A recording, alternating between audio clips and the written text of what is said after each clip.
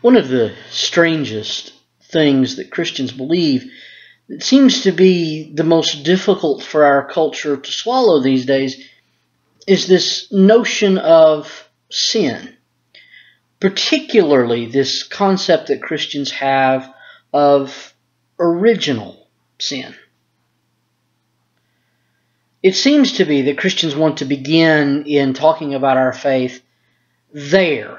But Karl Barth rightly insisted that in order to understand sin, we first have to understand grace.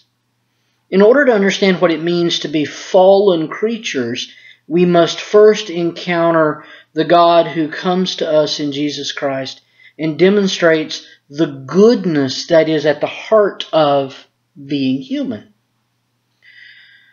The Christian life begins then with that confrontation, that encounter that we have with the incarnate one, Jesus Christ, who demonstrates that all of our life as Christians is a life lived in training, in learning as disciples. Being a disciple, after all, is really nothing more than being a student of the Master, and learning from that Master the disciplines that go into following. Being a disciple, in other words, is not really all that unlike learning to play a sport. So you go out for basketball, and the coach constantly brings you back to the fundamentals. And it's beginning with the fundamentals that we have to start as disciples. One of the reasons that the church year is so occupied by penitential seasons is because we Christians know that we have this need to be brought back again and again to the feet of Jesus, to learn those fundamentals about what it means to follow. And one of those fundamentals is confession. The confession of sin that is part of the liturgy. The confession of sin that is part of the daily office of those of us who keep the church's time. And of course, Lent is that part of the year that Christians most commonly associate with those fundamental practices of confession of sin. And it's always interesting to me that one of the primary texts in Lent, the first Sunday of Lent, is the creation story from Genesis 1, 2, and 3. In that creation story, in Genesis 1, we encounter an idea that is fundamental to the faith, but one that unfortunately we so easily gloss over as if it were a historical statement about God having created the world at a particular point in time, missing that there's so much more to that story. The story in Genesis depicts what it means to be human, and there are two primary parts of that confession. When God finally goes to create humanity in Genesis 1, it's the statement that God makes, let us go down, create humankind in our own image, after our own likeness. And from the dust of the earth, he then fashions humanity and breathes into that clay the breath of life. The first thing we have to recognize then about being human is that we are made from clay. We are embodied creatures.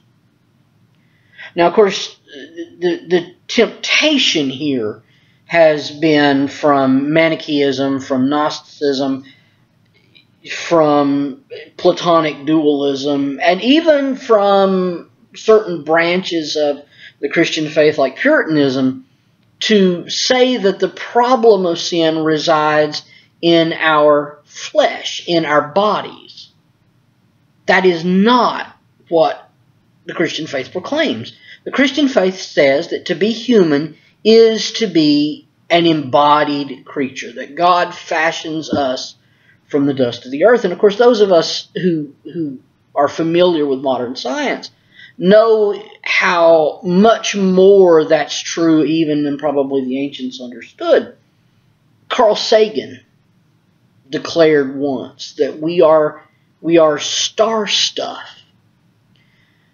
The molecules of our bodies are created from the chemistry of the universe. And Genesis affirms that. Genesis affirms that to be human is to be embodied. And that affirmation is reaffirmed in the incarnation. The story of God with us is that story of God reaffirming the goodness of those embodied creatures that we are. So the problem is not, the problem of sin is not with our bodies. Instead, it's that second part, that we have within us this breathed life of God, that as embodied creatures, we are, as the Hebrew calls us, ruach. We are spirited. And that spiritedness to us is really nothing more than an aspiration to God. The longing that we have as human beings for the good is that longing for God. And it's that aspiration to God and of God that will, as St. Augustine says, get warped and bent in on itself.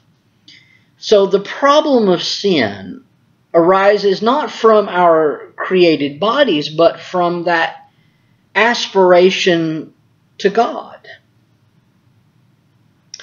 When in Genesis God creates Adam and Eve and places them in a garden, they're placed in this garden of delightful things. It's always interesting to me that this is a garden and not a desert in a world that was so filled with deserts. Instead, Adam and Eve are placed in this garden that is full of the fruits of the earth, in which they are given permission to delight.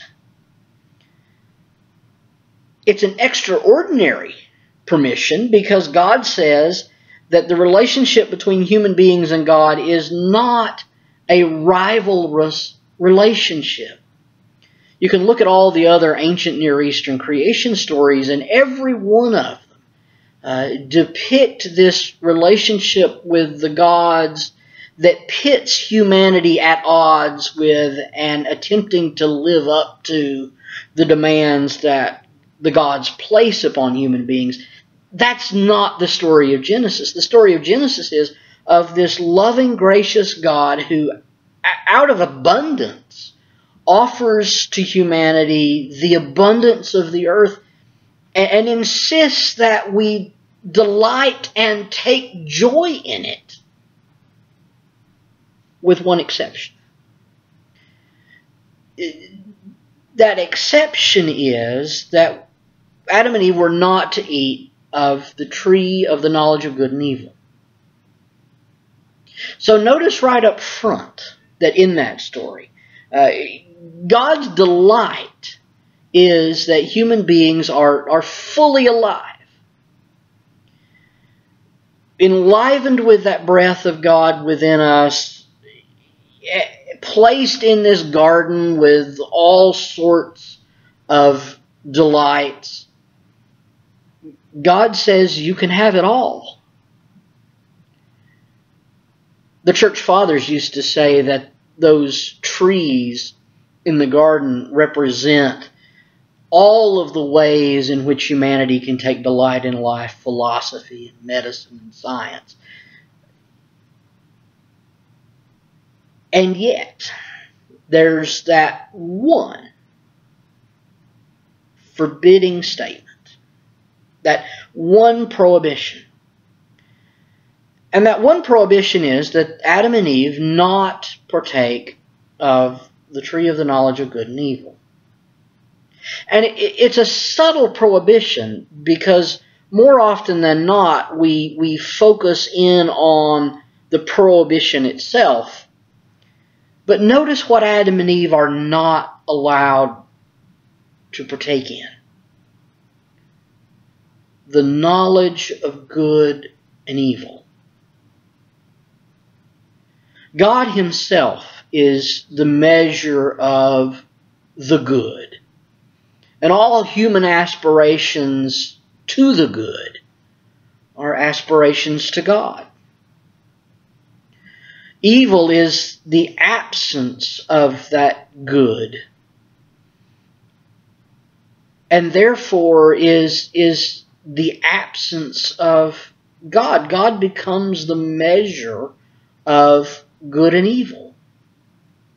And so to forbid us to partake of the tree of the knowledge of good and evil, God is keeping to Himself what it means to be God. And of course, the problem of Adam and Eve is the problem that they arrogate in their own arrogance to obtain that knowledge. We desire what belongs to God alone. And it's interesting to me that in the book of Genesis, that is the original sin. The original sin is to demand that we possess what belongs to God alone. And all the other sins that occur as a consequence of that sin are sins that we would normally associate with sins. We have murder, we have envy, we have abuse and neglect, deception. All of those sins, though, are not the original sin. The original sin is Adam and Eve desiring that which belongs to God alone.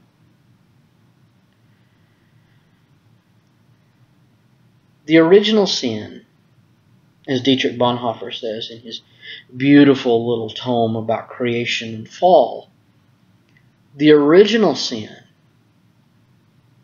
is that aspiration that is breathed within us for God, that extends beyond desiring God and warps itself so that we desire to become God. What really troubles me about our common notions of freedom after the Enlightenment are that those notions are a reproduction of that original sin. Our culture perceives that freedom is the ability to do whatever we want and to decide what's good for me and how that may or may not be good for you. Bonhoeffer insisted that that freedom in the modern world is itself the original sin. This desire to fulfill all of our wishes in this, as Freud called it, wish fulfillment that is identifying the divine. That's the original sin. The original sin is claiming for ourselves as human beings that which belongs to God alone. So when Adam and Eve in the garden go to cover themselves, what they're doing is not hiding in shame. What Adam and Eve are doing is expressing that self-awareness, that awkward ability to be self-preoccupied. And it's that self-preoccupied nature that is the very heart of original sin.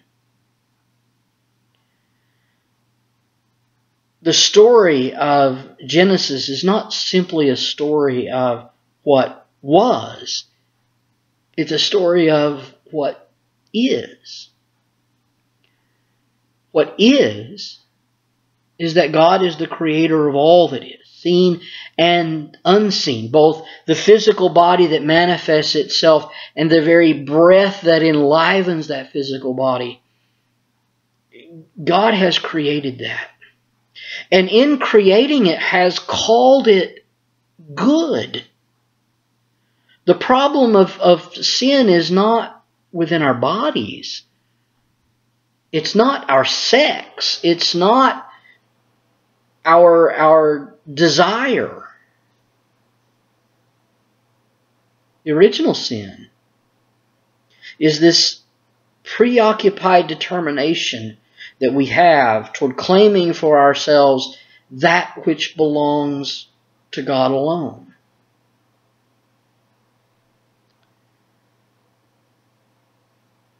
It's important for Christians to understand exactly what is the nature of that original sin. And that original sin